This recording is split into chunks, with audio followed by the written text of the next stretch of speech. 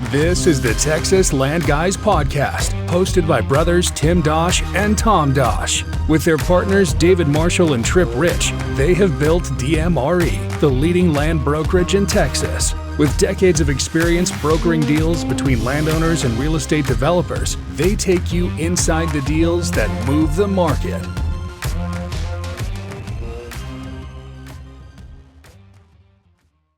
All right. Well, welcome to the Texas Land Guys podcast. We're going to do part 2 today of our conversation with Jesse Sanders. Really excited to finish this out. So go ahead and listen here. And Jesse, was this around the time you started leading the camp as executive director? Was that in 24 that you took over? Man, maybe I shouldn't have taken over as executive director. Maybe that was what brought it all on. So yeah, that was right before both of those. Probably about 6 months prior. I think probably tail end of 23 was when we made.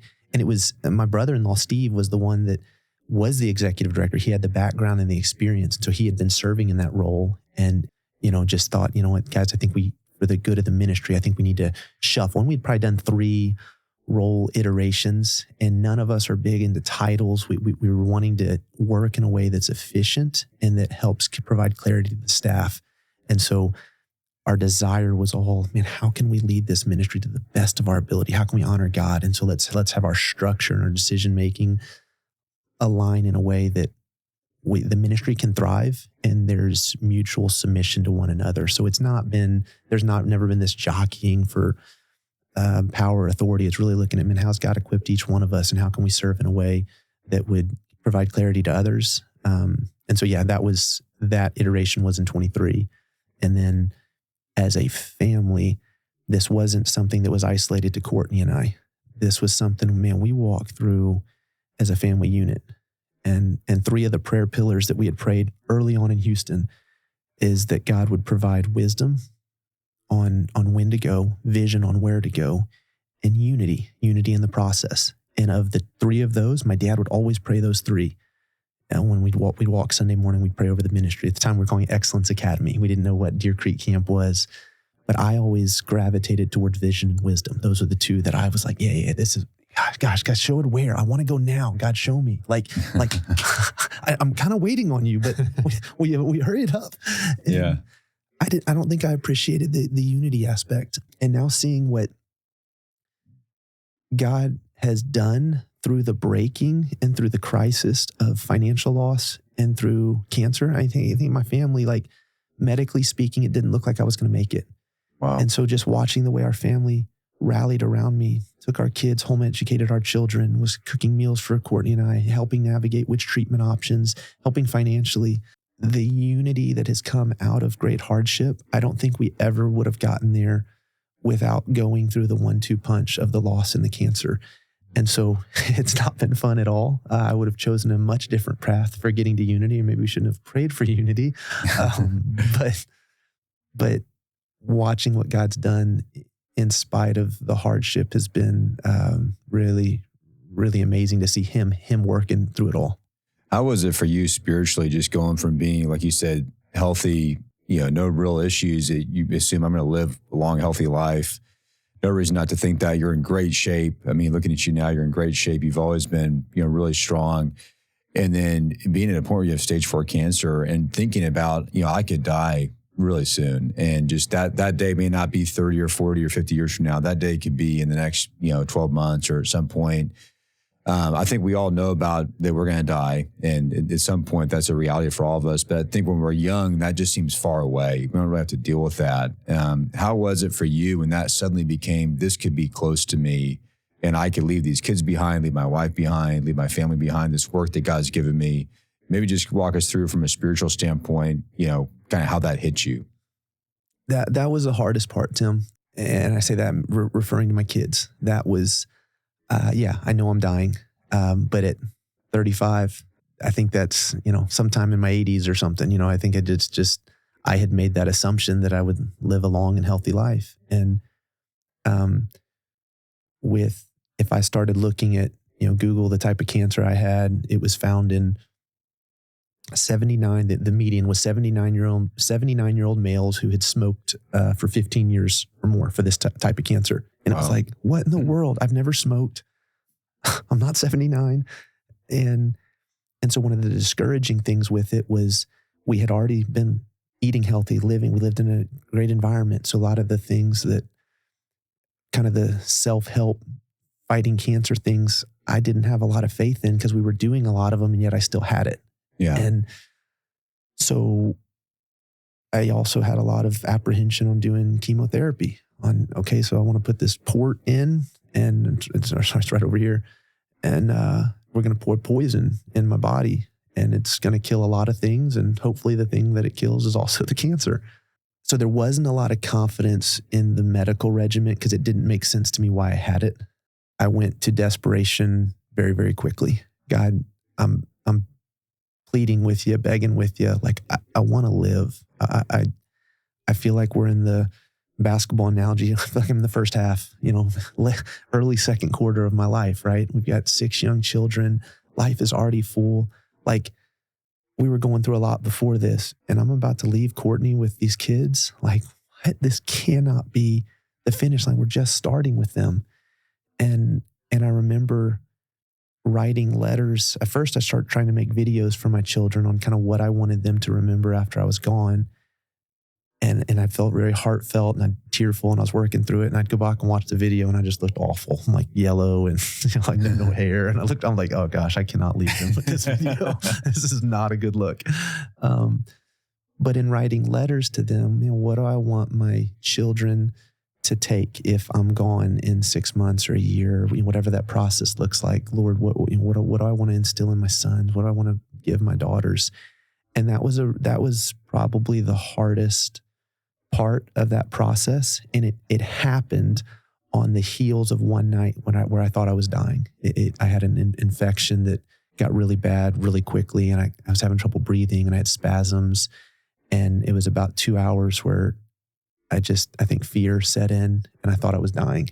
And I was angry at myself for not having that said or left for my children.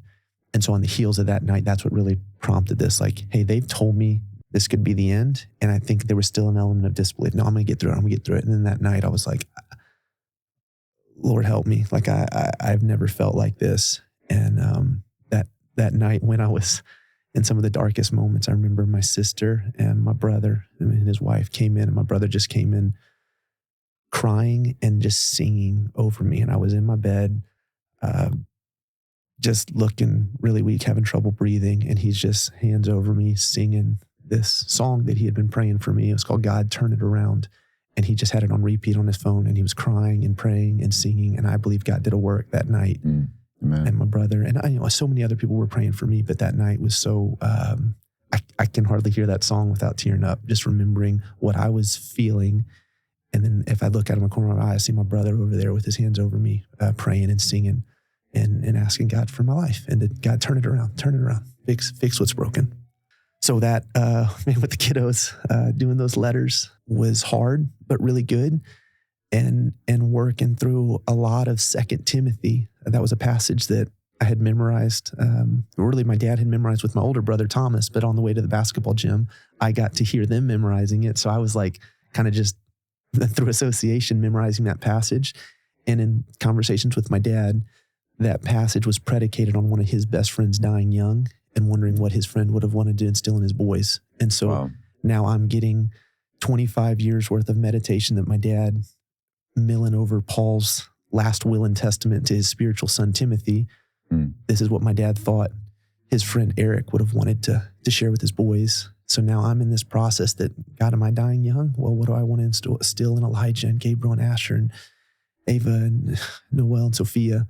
Then it was cool that like God gave clarity, like this is the book we're going to teach out of this summer. Wow. And so I got in a point of crisis in my life, received wisdom and insight from a passage that had been, impactful to my dad, and then got to work through it with my own children. And then that following summer, work through it with the youth that come to camp.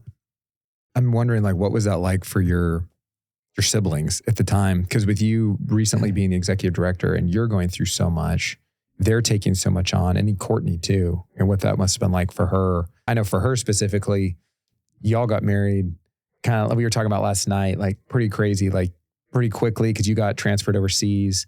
And then she was, 19 over in a place where like everyone spoke Italian, no English. So she was kind of used to like some hard things from the very beginning. And then God built that up over time. But like when you just said that about if you leave her behind, she's not just being left behind. There's 6 kids and there's this these financial challenges. And then she's like living out in the middle of nowhere with the rest of your family. So like her support though through that had to have been so encouraging for you, because getting to know her just a little bit, I can see how like unified you two are, and how much, how important she was to just walk through this whole thing with you and your siblings. Like you had that family unit around you, which had to have been incredible. Dude, go through that. The support that Courtney has given far before this journey. I mean, she literally, we get married and 4 days later we moved to Italy. She has been so affirming, so encouraging, so just allowing me to lead our family in a way that where we think God is calling. And from the jump, man, okay, I'm down for the journey. And it's Italy here and it's bouncing here. And then even to this vision with the ministry. Like, man, there'd be a lot of spouses that, man, we're moving to this. We're not a compound, but the joke is this family compound that serves at a ministry. And man, that would be hard for a lot of people. But my wife is so just relationally gifted. Her best friends are family. And so like the way I see her with my sisters, my sister-in-laws, because there's a shared missional drive, like everybody's all in. And then we saw it just accentuated even more as we walk through that challenge. And I'm taking out my brothers carrying the work of the ministry. Not only are they fulfilling their role, but now they're doing overtime on the campsite. And then they go home and it's like, oh, I got 3 of Jesse's kids here tonight. And then they're helping transport us, or helping with, my sister's making all of, the homemade crackers and the bread, and they're helping grind the wheat and do the juicing. Like it was, everybody just jumped in and they kind of put their life on pause, rallying around Courtney and I. And one thing I did learn in this process is I'm a terrible patient. Like I'd go into a doctor appointment, my retention on what was shared, I'd come back and I'd tell Courtney or share with somebody what was said. And Courtney's like, are you kidding me? That is like so much different than what was shared. And so Courtney did such a good job of like processing what the medical providers were telling and then taking it through a lens. We were more, kind of crunchy by nature. And so kind of, okay, this is what the Western medical approach would be. And okay, let's look at what would the integrative approach be? What would the dietary approach be? And she did such a good job of quarterbacking treatment as a whole with the advice and help of so many folks around us. Bruce and Kathleen Johnson, they offered to help with my meal prep in the months that followed. And so Courtney was learning from Kathleen on the dietary things and getting help from other medical providers on which supplements, ivermectin this and fenbendazole and other vitamins. The camp nurse, Jerry Weaver, he would come over bi-weekly and give me IV injections. And so there was like so many people took time, resources, energy out of their own stuff to pour into us when we needed it most. And I mean, I could go on for hours about different individuals, different people that jumped in and were a part of this journey with us. Was it pretty significant, Jesse, too, that the financial hit came before this? Because it sounds like if that hadn't happened, you would have had all this extra money, and it's like, okay, I can pay for all this, I can handle all this. There's no worries there, even for your family's future if you didn't make it. But that was taken away. And so now it's like I have to pay for all this expensive treatment, and I want to provide for my family long term. Maybe kind of talk about that, because it's pretty amazing that you were hit, financially and physically. And it kind of sounds a lot like Job. If you look at the story of Job in the Bible, where his, everything's sort of taken away, and then he gets hit with his health last. But that you had to rely on people to support you physically with making meals, but also financial. There's a lot of financial support to help 100%. Pay for a lot of your these treatments were very expensive. Well, one of the first events, Tim, that really hit ahead was the type of. At first, it was one regiment of chemotherapy, and I don't want to get bore people with the medicalese, but it was one that we did not have a peace about. It was going to be very invasive and damage a lot. I'd have a lot of long-term effects. Best case scenario, I was going to lose certain organs and I'd be on various medications the rest of my life. Well, when they went in to do the imaging before that morning, we were praying for clarity. I didn't have a peace about it. I hardly slept that night before. And one of my good friends, he's an anesthesiologist, he came, and I remember we were crying together, praying together, God, make it clear we don't see another step. And that morning, the full body PET results came in and the cancer had continued to spread at a far faster rate than they thought. And so that original treatment method was ineffective. So they said, hey, we got to try this new thing that came out a few months ago that we don't really know the long-term studies, but the short-term stuff's great. And I'm kind of like, so if I start growing a third arm or something, hey, the long-term effects aren't great. But it gave a clear path forward that we felt a peace about. The challenge was we don't have insurance through the camp at the time. And obviously finances weren't there. Well, that first treatment was $75,000. Wow. And I thought it was for the whole treatment. And I came to find out, no, that's a weekly thing, every injection you go to. And there's a financial aid application. And guys, with your income and with your number of dependents, you're going to be approved. But the downside was it was a 14-day process to get approval. And I'm hearing from my oncologist, it's like, we don't have a day to wait. Like, you need this tomorrow. And so we go home and there's a few $1,000s to our name at this point, and got this bill that we have no idea how to pay. And all the people that I would call also had a very devastating hardship hit. And there was a man that called on my way home from the hospital and just checked in, how you doing? And I gave him kind of the surface level answer, man, pray for us. We're having some hard times. I'm navigating. And he pressed in a little deeper. How are you doing? And kind of same thing. I gave him a little bit more insight. And then the third time he just shared, how are you doing financially? Like, really pressed. And I started crying. And I gave him the scenario, and he asked for my pastor's phone number. And what turns out, he called and he donated money so that my treatment was provided for. And there wasn't this long-standing personal relationship that I would have ever thought that was in the cards. And it was just another example of God, like, prompting a believer to step out and do something extravagant that I had no idea how we were going to get from here to here. And I saw this $75,000 hurdle, and there was God working behind the scenes, prompting somebody to connect. And so we've had so many examples of that where God just, I got you, Jess. I got you.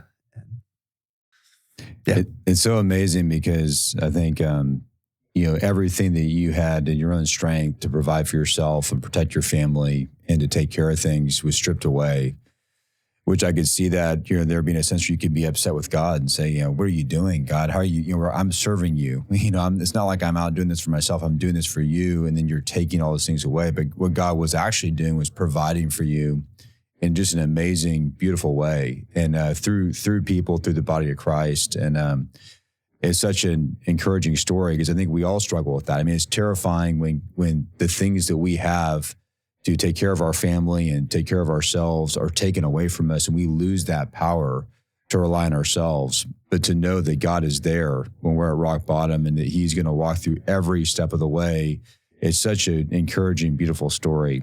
Just to see how he does that in ways we don't expect and don't understand, or know what He's going to do, but He still does it. There was one event when I was early on in the journey, Tim, that there was a man that called and said, God's told me to come pray for you. And I didn't have an upbringing in a real charismatic background. So I hadn't done a lot of like the healing services, and that was uncharted for me. But when you're broken, you're kind of like, hey man, what, God, however you want to, I'm down. If you want to come lay hands on me and pray, like, let's go. Well, this guy, when he showed up, I didn't realize this, but he had driven from Arizona to pray over myself and the camp and Courtney. And one thing that came out of that is he brought in some speakers and some praise and worship music. And he's like, is there any place on camp that we could set up a prayer room? here. And I'd like to just create a place of intercessory that people could come meet with God and pray. And we thought it was a great idea. And so in the second story cabin that was seldom used, we set up the prayer room, and it had 24 hours of praise and worship music going, and nothing special about that space, but he had set up some chairs in there and a Bible, and you could just kind of go. And so in some of the moments where I had a lot of pain and it was difficult laying down sleeping, I would walk there at night often and just kind of sit in the chair and just listen. Sometimes I kind of half sleep, sometimes just listen to the music. And my son Elijah loved going there too. He said he wanted to go to the prayer room with me. So sometimes it was me and Elijah, sometimes it was just me, sometimes it was family members.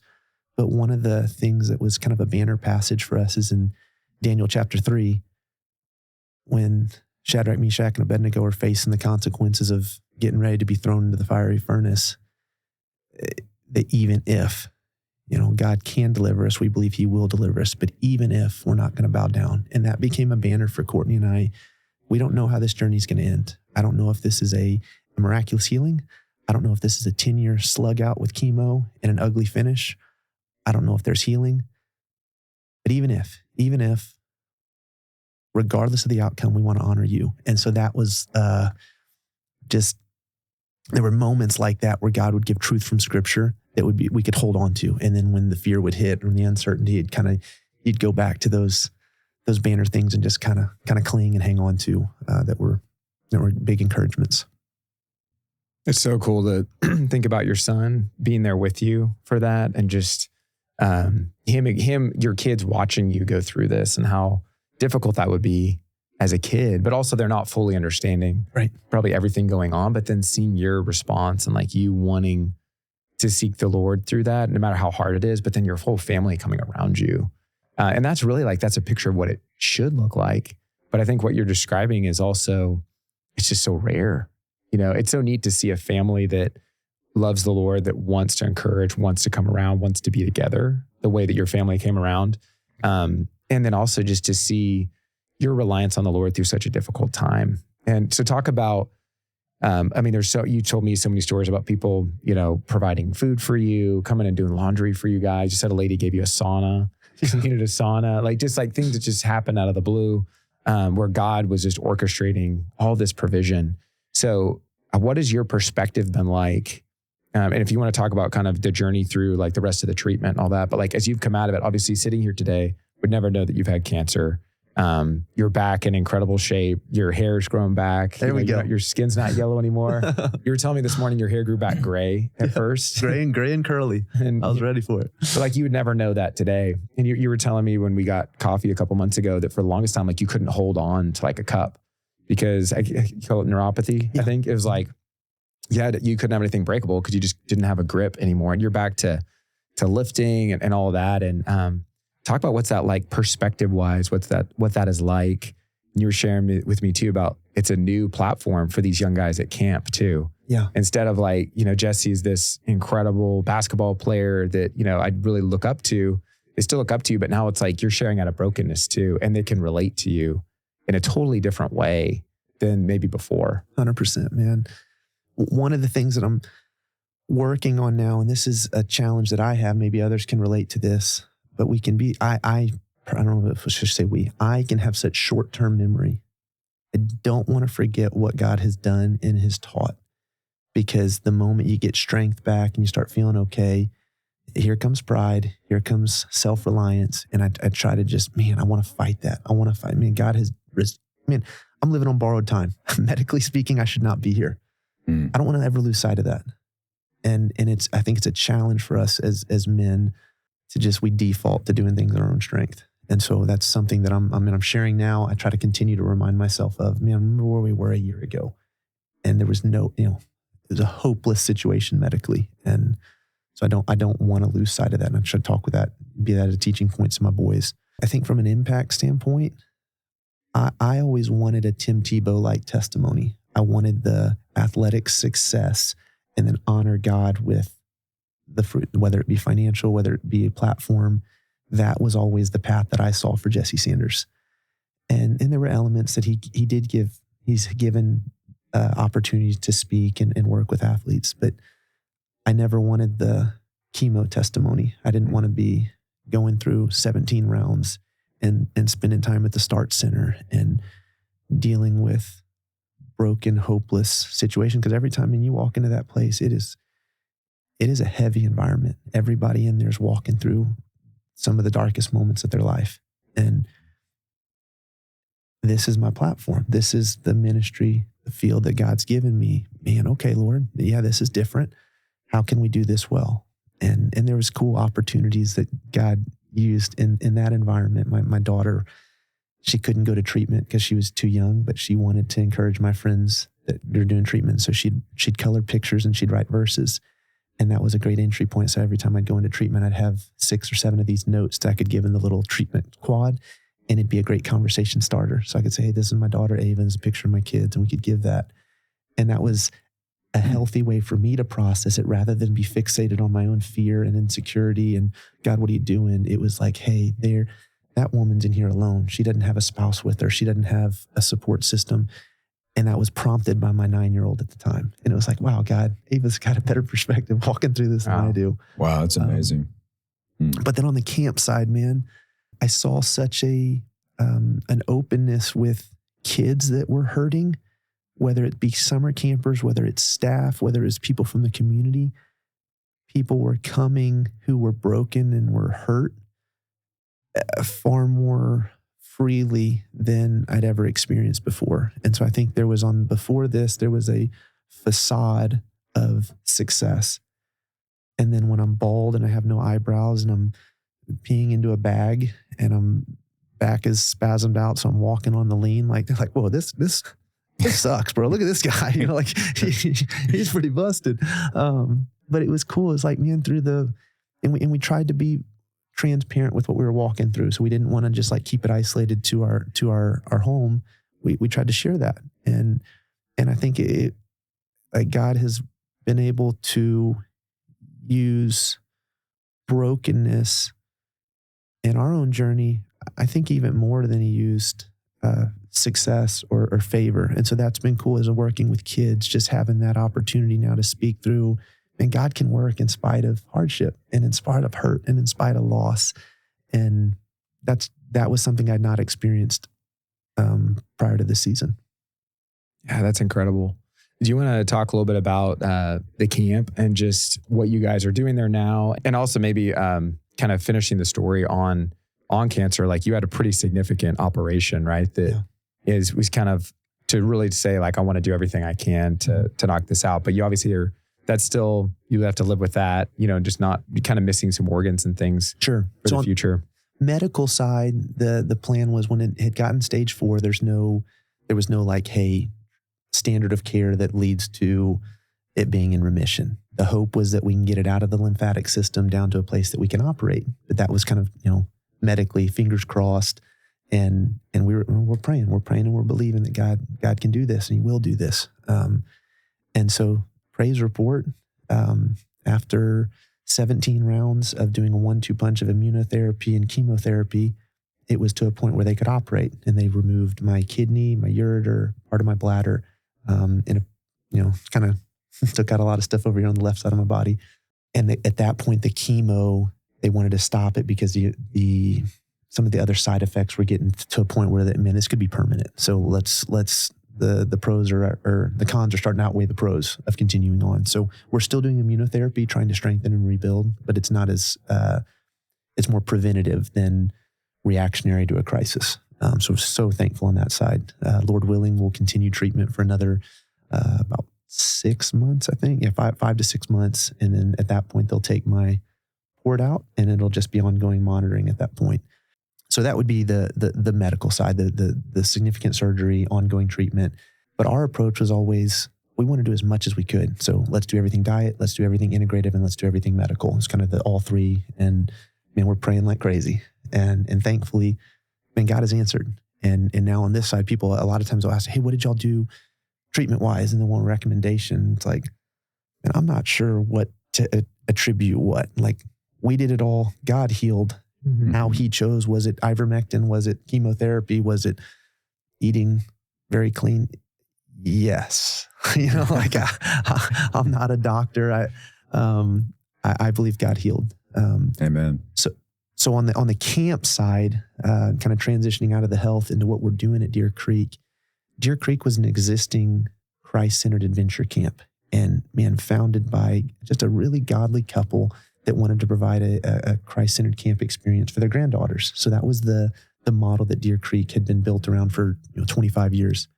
We come into a leadership role with backgrounds in both camping, but also in sports. And so we started thinking, okay, how can we implement kind of a sports background into what we're doing? So we birthed the Rock Basketball Camp that's this first 2 weeks of the summer. And that is really tailored at athletes that are wanting to improve at basketball.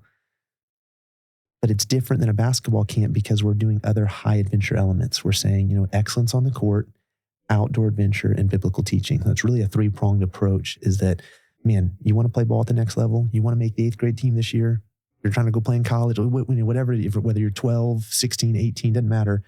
We want to work on your own personal development to take your game, give you the tools to go home and work so that you can take your game to the next level. Give them the opportunity to, you're not going to go to a basketball camp and have a 1,600-foot zip line or a rock wall or throw a hatchet or, go canoeing. So in between the court time, we're doing adventure elements to kind of push the envelope on what kids are comfortable with. The most important part is the biblical teaching. And that's what we found, man, kids are so much more receptive to the message of the gospel when it's being shared from somebody that they've had shoulder to shoulder time with. Their counselors, their coaches, they're working, they're sweating together, they're getting after it. Guys, this is why we're doing it. Like, basketball's great, but basketball ends. It ended for me. It's going to end for LeBron, and it's going to end for you. What doesn't end, the souls of men and women and the word of God. So let's, yes, pursue goals, pursue excellence. But man, if that's all you're doing, it's so short-lived. And so that's kind of the mantra, the reasoning behind the Rock Basketball Camp. There's kids that may not come to, if they knew it was a church camp, I'm not interested in that. But hey, I know I'm going to hear from professional athletes and guys that played. I want to play. So it was designed for those kids that, man, they want to be poured into. They want to challenge. But our end goal is not just creating the next crop of Division I or professional athletes. It's using this as a tool for discipleship. And then the same idea goes into the adventure camp. There's kids that may not be, aspiring basketball players, but the kid that, man, he's a musician. He likes soccer. He loves pickleball. He loves doing out, he just loves adventuring and being outside. So the adventure camp, we call it Epic and SALT. Those are our age-based sports and adventure camps. So you kind of choose the sport or the activity that you want to press into earlier in the day, and the other camp activities throughout the afternoon and evening. And then it's, again, the heartbeat is discipleship. So we do that. And then the end of the summer, we have some church camps that come and use the facility. And at the end of the summer, we have our Brave Adaptive Camp. And that's the special needs portion. That's a beautiful ministry that was started before we got there. And we just fell in love with it. And so it's a camp that's a ministry to the families of youth and adults with special needs. It could be autism, cerebral palsy, Down syndrome. And those kids get their own week of camp. And the beautiful thing is we have about 100 high school and college students that come volunteer, and they get paired one-to-one with those campers.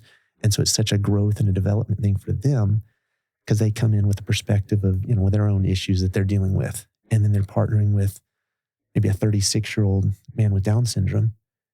And it's such a good perspective shift. Look at the joy that this man brings to this experience. Developmentally, he may function like a 4 or 5-year-old, but you're getting to cut the chicken and help him with his coloring project and help him do the low ropes experience. And it's like, man, probably the most joyful week of camp is that last week that we finished the summer out with. We call it the Brave Adaptive Camp. Wow, that's so cool.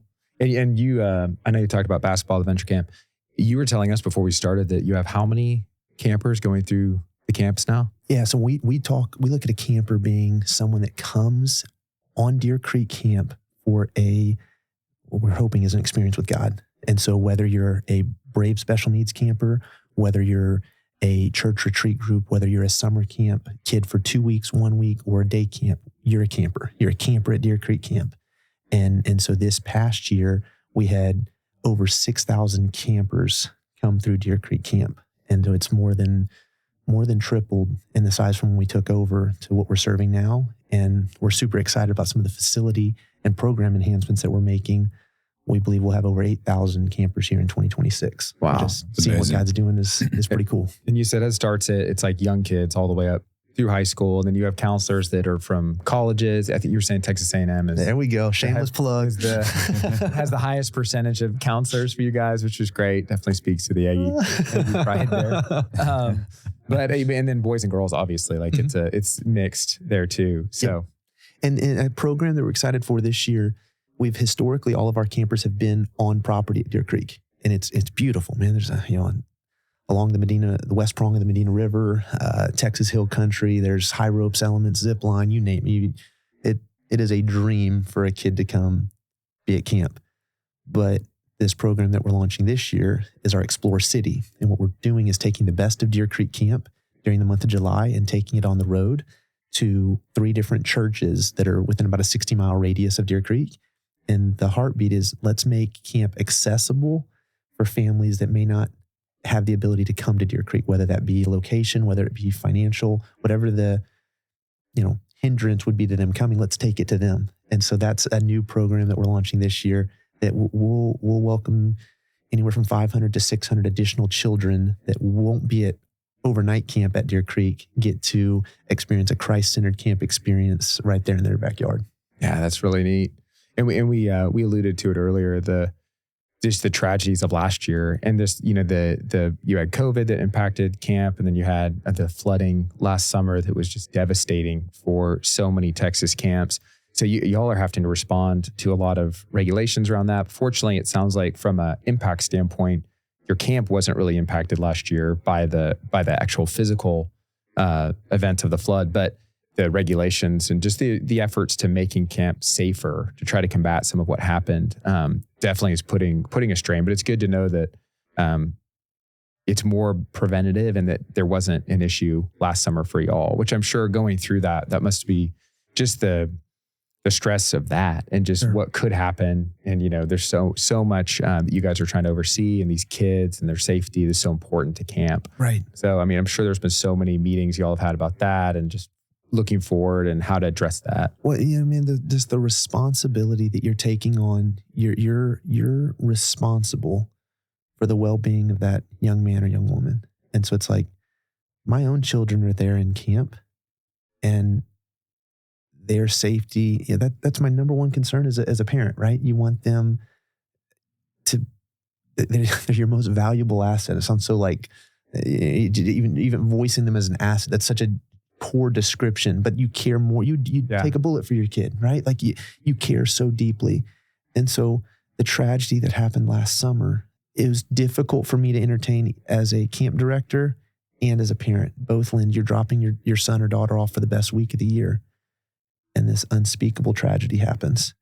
And so I think for us, yes, we have the benefit of the camp that we took over was built in a way that there was a lot of forethought into where the cabins were, where the structures are built, where the cabins are. It's quarter mile between any of the buildings and where the river's at. And so that's not a concern that we're having to navigate. Just decisions made prior to us being there, we're so thankful for. But you start processing and looking at, okay, what other scenarios, where are the other risks that need to be addressed? And so it's been an exercise that I think has been very productive for us as a leadership and with our board on, child protection, on, other disaster responses, emergency preparedness. Like, you have the policies, you have the protocol, inspecting and reevaluating how we're training our staff, and just all of the things. I think it's been, no one gets in the camp ministry thinking about those things, but it's been a really good exercise for us. We've done a lot of, small group evaluations with talking with camper parents, revisiting stuff with our staff, looking at things with the board. So Deer Creek is well positioned from the disaster preparedness. Like I said, some of the facilities and whatnot, as well as some of the response from the state. There's been pretty sweeping legislative changes that are a lot of camps are really going to suffer. Some may not be able to comply, so they may not get their camp license. Again, we're so thankful for the infrastructure decisions, the fact that we do have fiber internet. We're having to make some smaller expenses to do, a PA system and things like that. But we are not facing the crisis that a lot of other hill country camps are facing. And so there's, again, very thankful for that. Child safety is number one for us. And thankfully we were already in a good setting, but it never hurts. You can always continue to sharpen, always continue to pray, always continue to be prayerful. And so it's been a good exercise for us. And I think communicating with both longtime campers and prospective camper families, hey, here's the plan. This is the processes we have in place.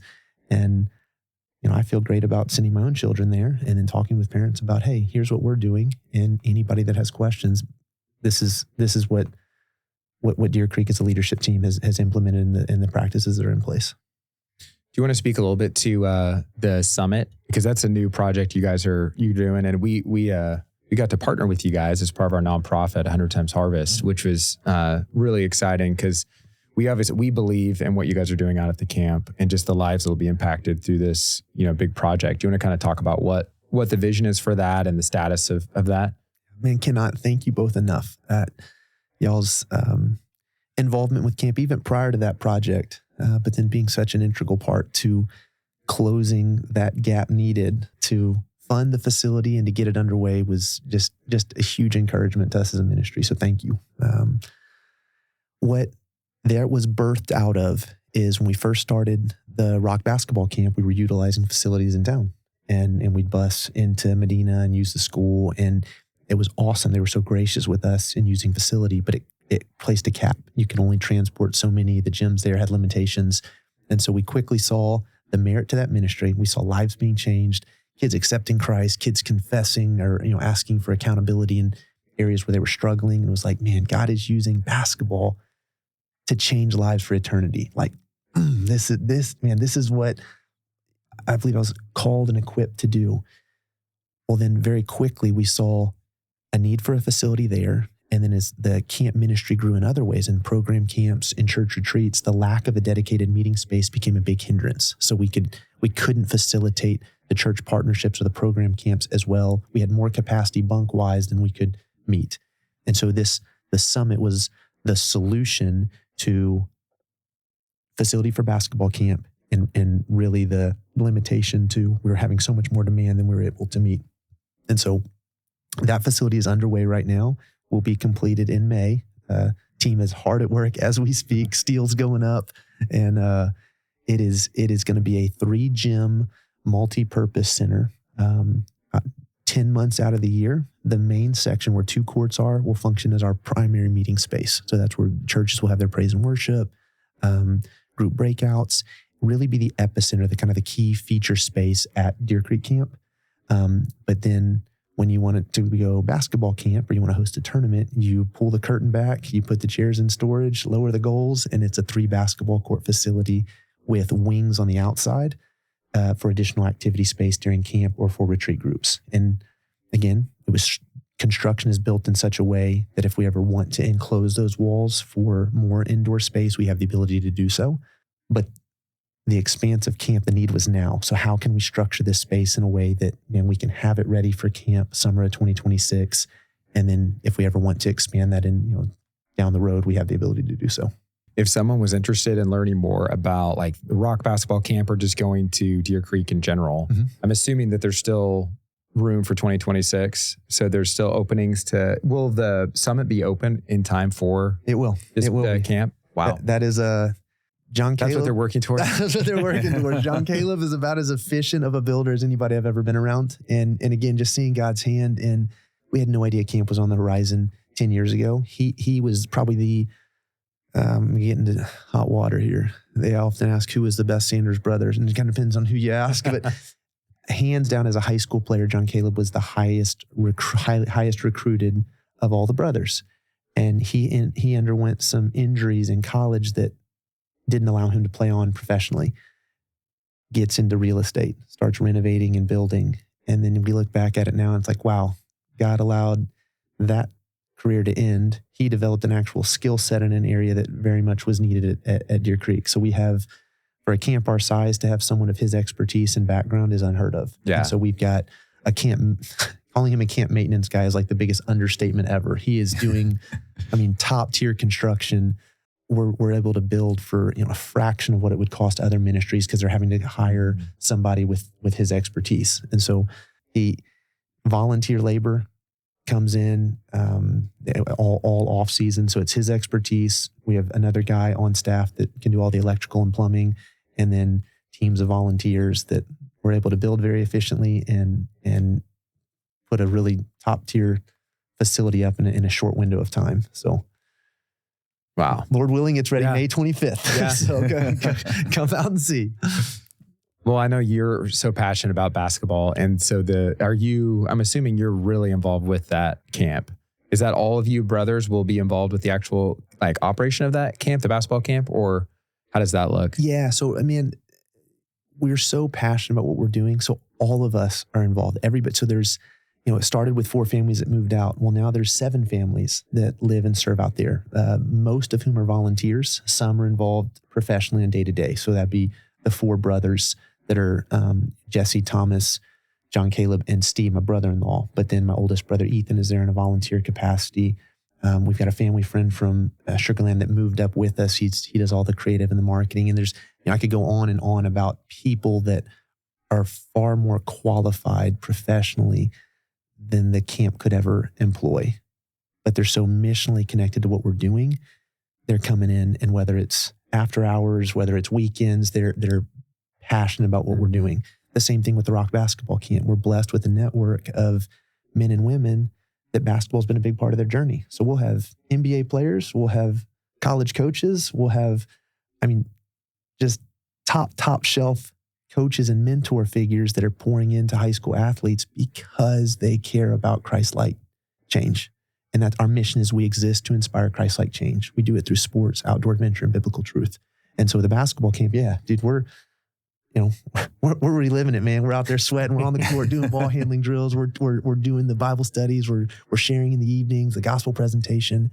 But that's not just unique to basketball camp. That's the same with Epic. Yeah. That's the same with Salt. That's the same with Explore City. That's the same with Brave.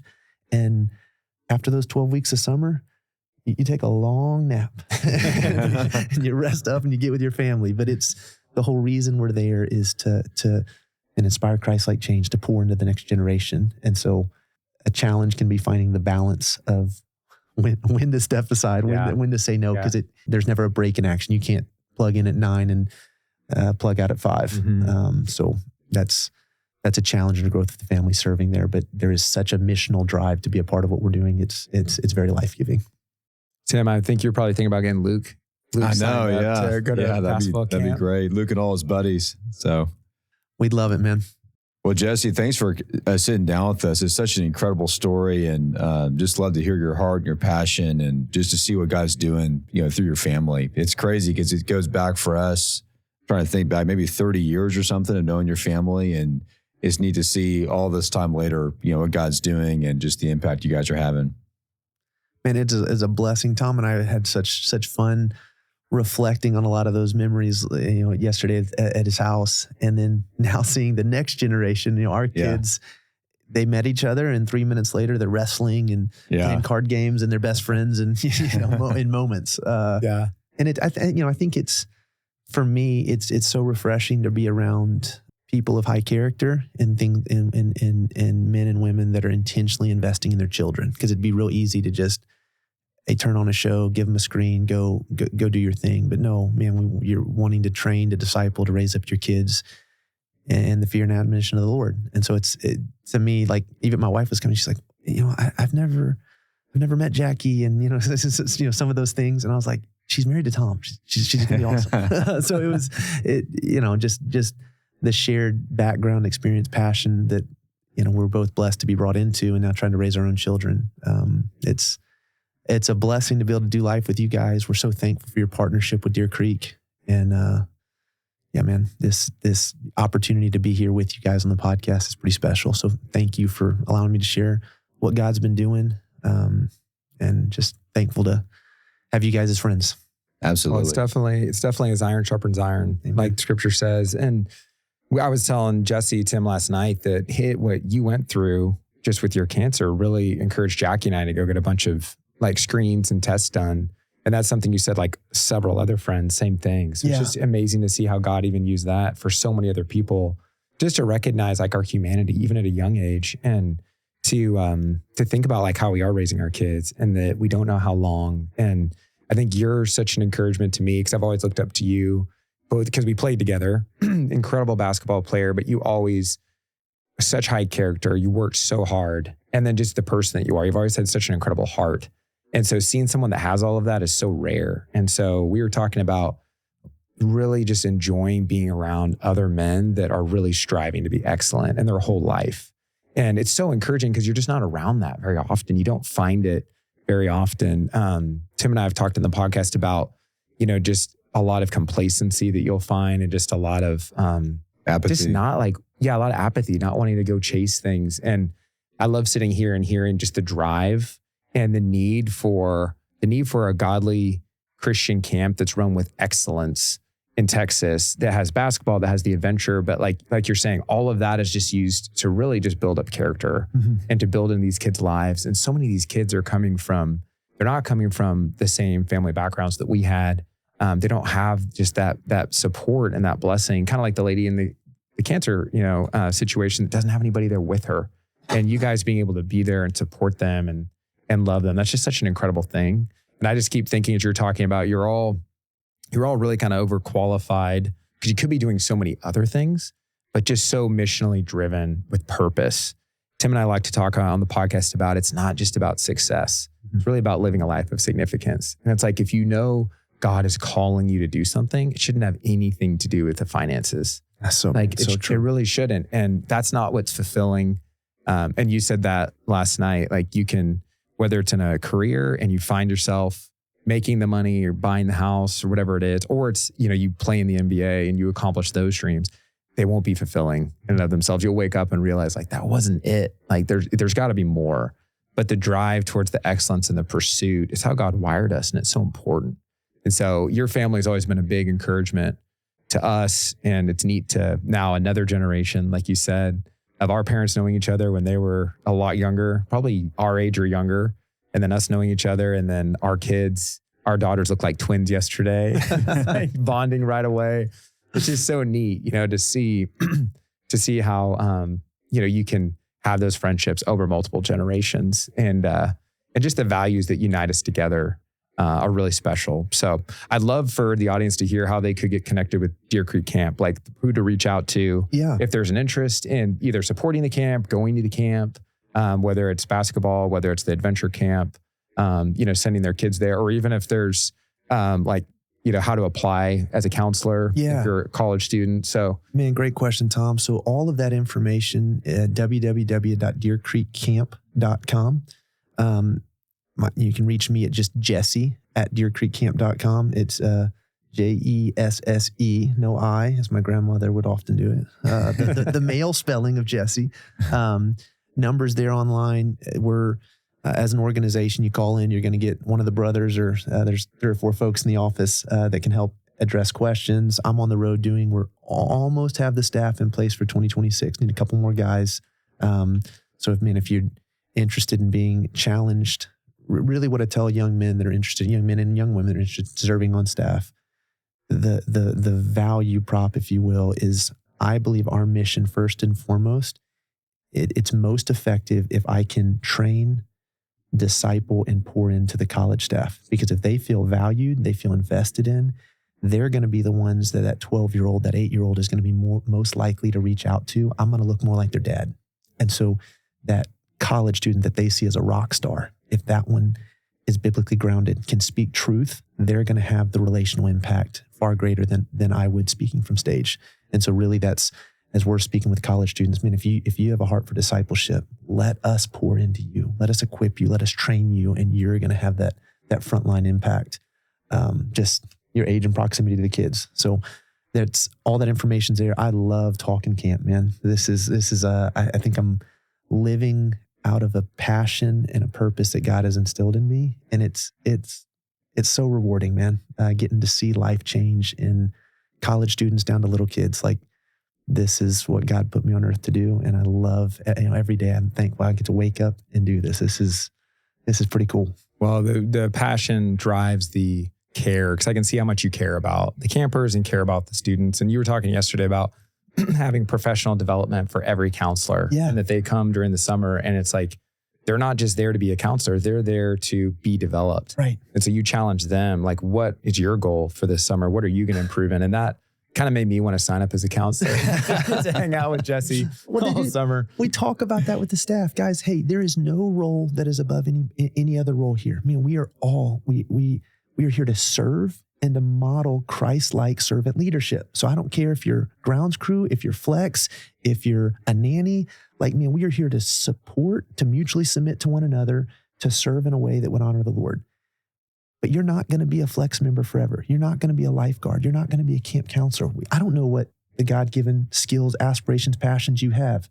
So whatsoever you do wholeheartedly as unto the Lord. So whether you're counseling, whether you're lifeguarding, whether you're, no one was created to sit idly by on a couch, right? So while you're serving in this role, let's sharpen and develop every aspect of you, your soft skills. And so we ask our counselors and all staff that are serving there, I mean, what is a tangible goal that you'd like to improve in this summer? And so some of it, maybe learning a foreign language, maybe learning guitar, maybe, increasing in their vertical, physical, spirit, whatever it is. Well, then we're going to have the person that's giving you your weekly evaluation. They're going to be checking in with you. Okay, you said this was the goal. Now here are the steps to get there. Now, did you do that? You were supposed to wake up this morning at 5:30 to go for a run. Did you do it? So there's those kind of things that we're trying to put in practical, get into practice with young adults that often as I'm evaluating, there's a lot of slippage in that area, just if you're talking as a whole. Yeah. And so that's what we want to do. I had the benefit to pursuing athletics at a high level. And so that I had such clear indicators for success and failure. And so that's an area that I can speak to with a lot of experience is, man, if you have a goal, but you don't have the steps and the diligence to follow through on that goal is never going to be attained. Yeah. And so that's one thing that we get to work with college students quite a bit on and then challenge campers in is it is good. It is a good thing to pursue a goal. Man, God's given that. He's given that passion, given that desire. But get off your butt. Let's go. Yeah. That's so good. I just think it's neat that God's made you so passionate about discipling others. And this is putting you in that position where you're able to. And also that it started with your dad and your dad doing it, which is. And this, Tom, one thing I'd share here, being in camp ministry, it was new for me, in an athletic space or a for-profit space, you'd never go to your competitor and ask the secret sauce. What are you doing, bro? Like, this is my customer base. This is my thing. In camp ministry, we felt very called, but did not have the experience to rely on. I never even, attended a summer camp like Deer Creek Camp. I went to Hype one a couple of times where Kevin and Steve worked, but we didn't have a background. But the thing that's been so rewarding is, man, as we've asked questions from those that have been in it longer, have spent a lifetime in it, and the ministry has had success, it has been such an open arms reception that the mentality with most of the camps we've interacted with, it's not a scarcity mentality. It's like, man, we have generations that need this. And here's something that we've learned. Here's something you guys could try. Here's our gap year program. This is what we've done from staff development. And so it's like, you use the analogy of iron sharpening iron. We probably go to 5-6 camps a year and just ask questions of leadership, ask questions of their board. How are y'all doing this? And it's been so refreshing, the resources that have been provided to us just by simply asking, hey, we're new to this. We're wanting to learn. We want to do this with excellence. You guys have been doing this for 70 years. What have you learned in that process? And I never would have had that idea going into it because it was always viewed through the lens of competition. Like, well, this business is doing that. And you can kind of see it's surface level, but difficult to kind of get in the weeds a little bit. So that's having mentors, godly men and women that are more experienced in this space that are willing to share and pour into us as we're trying to lead and steward this ministry is something I'm so, so appreciative of. That's awesome. Yeah, it's awesome to hear. Well, Jesse, thanks again for coming on and taking the time and sharing about camp and sharing your story, just your willingness to share about everything that you've been through. And I think it's amazing, just trying to comprehend, just trying to put myself, having 5 kids and you having 6 and just thinking through what that would be like for Jackie and my young kids, and just to recognize that I'm dying, I could be dying right now. And just thinking through that and thinking about, I remember reading your posts when you were going through all that and how your time with the Lord was so much deeper and new. And it's just been encouraging to me, our friendship, and getting to follow along with what you've been doing, even though we haven't stayed super close over the years and been in direct contact that many times. it's neat that we can reconnect and we have that bond of just, we both serve the same Lord. We both want to do it with excellence. We're doing it in different areas, and that God's kind of brought our families back together. And just, I want you to know, like, we all care about you and your family, and just so thankful that y'all are doing what you're doing out there at that camp. I mean, because we see the impact of it, and that's why we want to support it.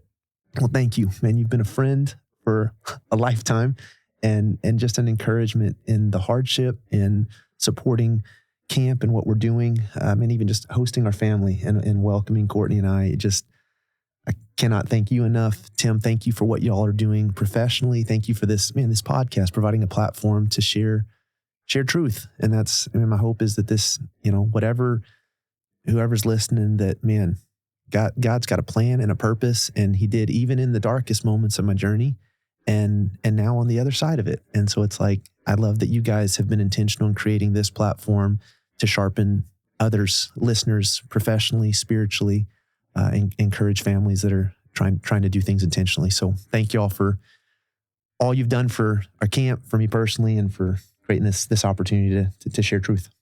Well, Jesse, thanks for being so open. It's so inspiring and so powerful. So it's been an awesome conversation. Thank you for listening to our podcast today. If you have questions about land you own in Texas, send us an email at texaslandguys@dmre.com and follow us on LinkedIn to stay updated.